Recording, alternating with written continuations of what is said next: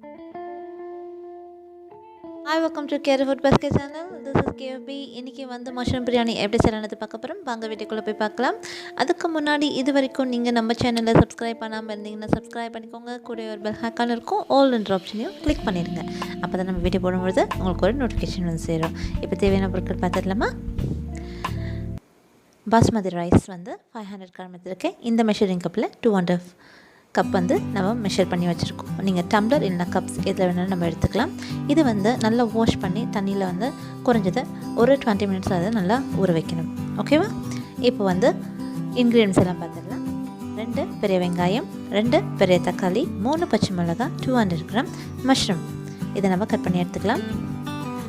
கூடவே புதினா, கொத்தமல்லி ரெண்டுமே சேர்ந்து ஒரு கை அளவுக்கு நம்ம எடுத்துக்கணும்.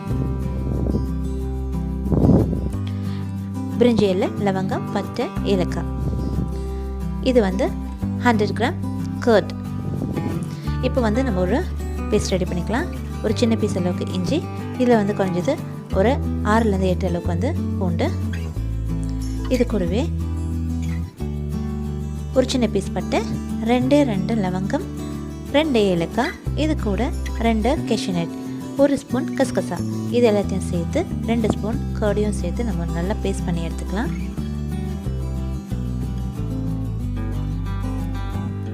இதை நம்ம பேஸ்ட் பண்ணி எடுக்கும்போதே நல்ல ஸ்மெல் வரும். இப்போ பேஸ்ட் ரெடி. இப்போ நம்ம குயிக்காக எப்படி வந்து மஷ்ரூம் பிரியாணி செஞ்சிடலாம் பார்க்கலாம். ஒரு பேன் எடுத்துக்கலாம். பேன் நல்லா சூடாகணும். அதில் 2 ஸ்பூன் அளவுக்கு நெய். உங்களுக்கு நெய் ஸ்மெல் பிடிக்கல அப்படின்னா நீங்கள் நெய்யை வந்து ஸ்கிப் பண்ணிடலாம்.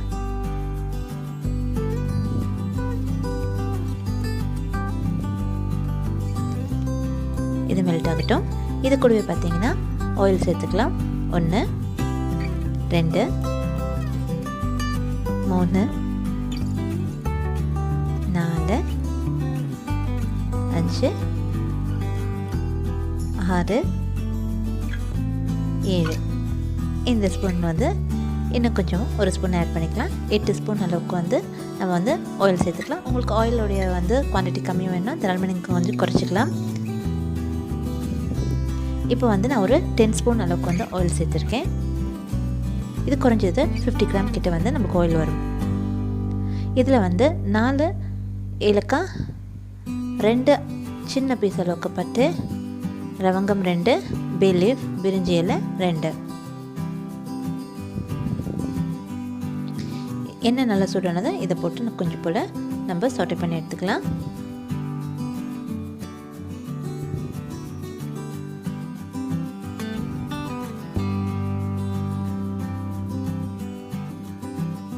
இது கொஞ்சம் கலர் சேஞ்ச் ஆகணும்.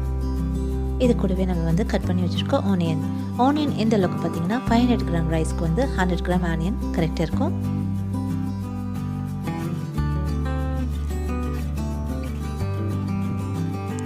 எங்களுக்கு மெஷரிங் தெரியல, 500 கிராம் அந்தளவுக்கு தெரியலனா 500 கிராம் ரைஸ்க்கு பெரிய சைஸ் வெங்காயம் நீங்கள் 1 எடுத்துக்கலாம். மீடியம் சைஸாக இருந்தால் 2 எடுத்துக்கோங்க. இந்த அளவுக்கு வந்து நல்ல கலர் சேஞ்ச் ஆகணும். அதுக்கப்புறமா நம்ம எடுத்து வச்சுருக்கிற க்ரீன் சில்லிஸ் 3 பச்சை மிளகாய் நான் சேர்த்துருக்கேன். இது வந்து பெரிய அளவிலான 2 தக்காளி. இதுவும் equal quantity. 100 gram onion, 100 gram tomato. இது எல்லாத்தையும் நல்லா மிக்ஸ் பண்ணிக்கோங்க. டொமேட்டோ வந்து கொஞ்சம் போல் ஸ்மாஷ் ஆகணும். ஆனியன் எந்த அளவுக்கு நம்ம வந்து கோல்டன் கலர் அளவுக்கு நம்ம வந்து ஃப்ரை பண்ணி எடுக்கணுமோ பிரியாணி கலர் வந்து நல்லா சூப்பராக கிடைக்கும். இப்போ பார்த்தீங்கன்னா நல்லா ஸ்மாஷ் ஆகிடுச்சு.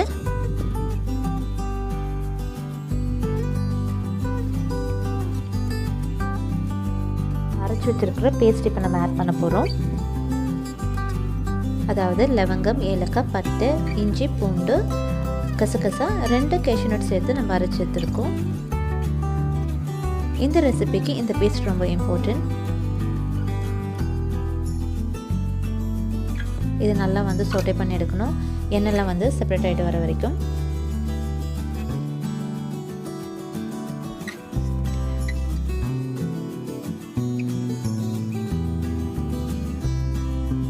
இப்போ லிட் கவர் பண்ணி ஒரு 2 நிமிஷம் போல் இருக்கட்டும். இப்போ நல்லா குக் ஆகிடுச்சு. இப்போ நம்ம எடுத்து வச்சுருக்கிற புதினா அண்டு கொத்தமல்லி இதை வந்து நம்ம இந்த லீஃபீஸ் வந்து இதில் ஆட் பண்ண போகிறோம்.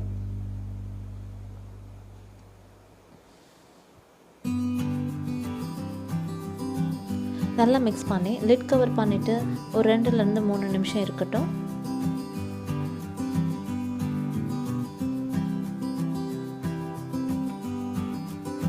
இப்போது நம்ம சேர்த்துருக்கிற புதினா, கொத்தமல்லி அண்டு எல்லா இன்க்ரீடியன்ஸும் நல்லா குக் ஆகிடுச்சு. இப்போது இந்த ஸ்டேஜில் நம்ம வந்து மசாலா பொருட்கள் சேர்க்க போகிறோம். 1/2 ஸ்பூன் மஞ்சள் தூள், இது வந்து 1/4 ஸ்பூன் அளவுக்கான மெஷரிங் ஸ்பூன். இதில் வந்து 4 ஸ்பூன் வந்து நான் சில்லி பவுடர் சேர்க்குறேன். ஆல்ரெடி நம்ம வந்து க்ரீன் சில்லிஸ் வந்து 3 சேர்த்துருக்கோம். காரத்துக்கு எவ்வளோ தேவையோ அதுக்கேற்ற மாதிரி நீங்கள் வந்து சில்லி பவுடர் ஆட் பண்ணணும். இது எல்லாம் நல்லா மிக்ஸ் பண்ணணும். மஞ்சள்தூள் அண்டு மிளகாய்த்தூளுடைய அந்த ரோஸ் ஸ்மெல் போகிற அளவுக்கு நல்லா மிக்ஸ் பண்ணிவிட்டு 50 கிராம் அளவுக்கு வந்து நம்ம கர்ட் ஆட் பண்ணணும்.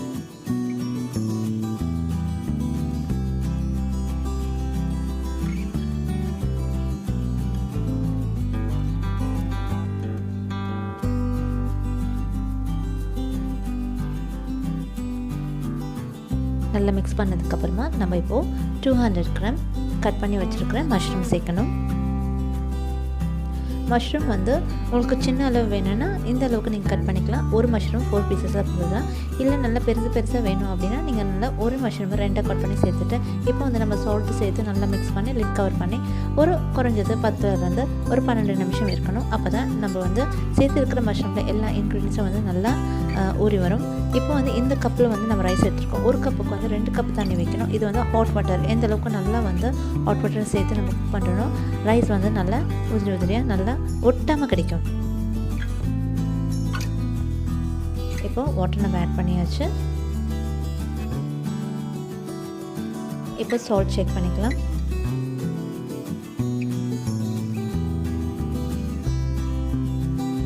ஆல்ரெடி நான் வந்து அரை மணி நேரத்துக்கு நம்ம அரிசி நல்லா கழுவி ஊற வச்சுருக்கோம். இது தண்ணி எல்லாம் நல்லா வடித்து இதில் நம்ம சேர்த்துக்கலாம். வரி பிரியாணி செய்கிறதா இருந்தாக்கா நம்ம ஆல்ரெடி ரைஸை வந்து 70% நம்ம குக் பண்ணதுக்கப்புறமா நம்ம வந்து தண்ணியில் வந்து ஆட் பண்ணுவோம்.